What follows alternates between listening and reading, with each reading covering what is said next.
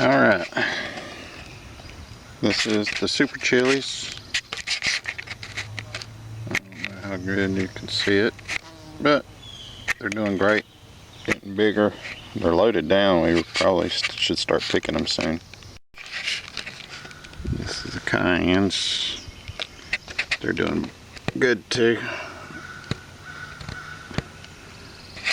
It's kind of got glare on the lens, so I don't know if you're seeing this real good or not. These are the bell peppers.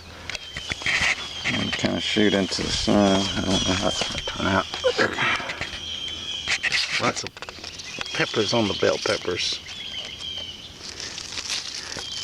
You can see getting bigger, big enough to eat. These are jalapenos. They're about knee high now. They're getting bigger. We got some peppers going on down here. Getting some size. I'll save you some. I know how you like hot stuff. This is the tomatoes. They're coming out of the tops of the baskets now. Loaded down with tomatoes.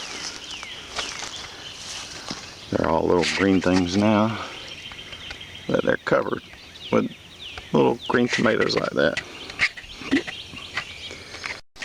This is the squash over by the tomato plants. As you can see, they're doing really good, even with all this grass. This is the cucumbers over next to the squash.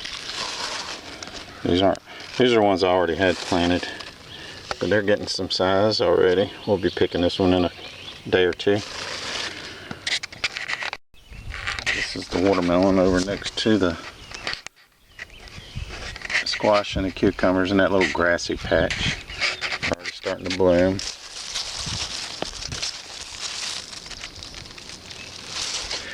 I don't know if we'll have watermelons by the 4th of July, but this is the squash that you and I planted.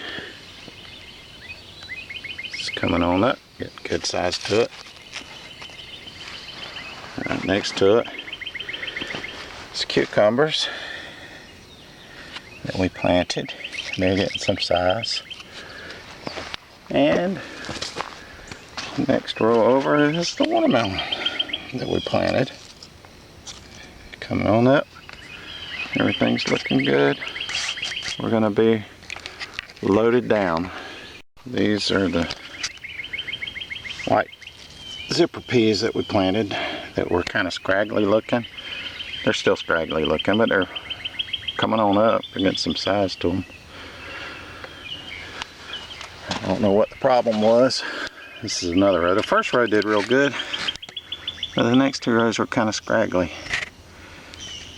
And then next to that is the okra. It's coming on up, looking good. And then I believe these are black-eyed peas. They're doing wonderful. As you look down the row, it's like, I don't know how many rows we ended up making of these.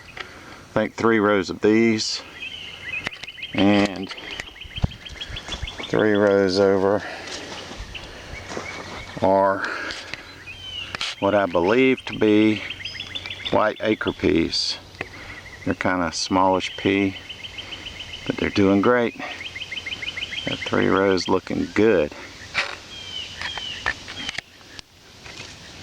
Getting some size to them. They're not the little tiny plants anymore. Okay, now over into the last patch, one closest to the woods. It's doing great. I really don't remember what we planted where, to be honest with you, but what we're looking at is some purple holes and maybe some of those white acres. Hell, I don't know. Can't remember. But whatever they are definitely robust, as you can see. To give you a good idea of how tall they are, the shadow from the sun getting up nearly overhead is still casting the shadow halfway across the center, the middle of the row, between the rows. These two rows in the center of the frame are hell, I can't remember the name of them now. Ford hook butter beans, those big fat ones that we planted by hand. Doing real good, coming on up. And then next to that are the butter peas, also doing really good. Sprinklers on the way, but doing really good, coming on up, robust. And then on over from that is the corn. I believe you had to squat and squint to see the corn when you were here, and now, as you can see, it's really coming on up. And then last but not least are the potatoes. They're filled out. They're doing real good. Cracking the dirt. There are definitely potatoes under the ground. There's a crack right here. I don't know if you can see that. Let's see what's down there. And look at that. Potatoes are coming. I'm not too worried about wasting one because, oh my Lord, there's just so many. And the scarecrow.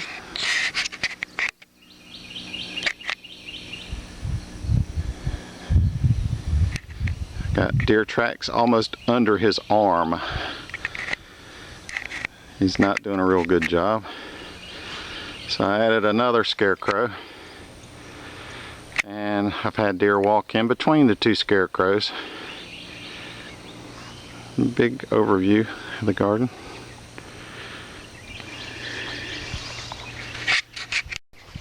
And there's your favorite tractor. It's running a lot better. I took the little petcock off the gas tank.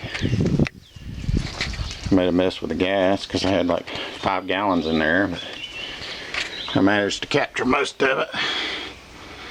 And basically it was full of rust. So I cleaned it up on the inside. Now it doesn't cut out anymore. Starts right up, runs like a champ. I hadn't started it in a couple of days, so watch it make a liar out of me.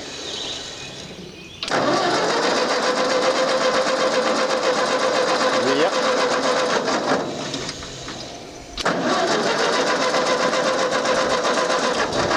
Oh well, we won't worry about that. Probably help if I turn the gas on. But worked on, figured out how to mount me some a rod holder in the boat. Works good. I took it out for a live demo yesterday. Worked great. And the wheels are back on the plane. And in addition to that, I took it out for a test flight, got crazy, slammed it into the ground, broke the nose off. The engine was hanging by the fuel lines and the throttle linkage, and it's all back together. As you can see, holding it by one hand, holding it up by the strut. Works great. Works great. Amazing what you can do with epoxy.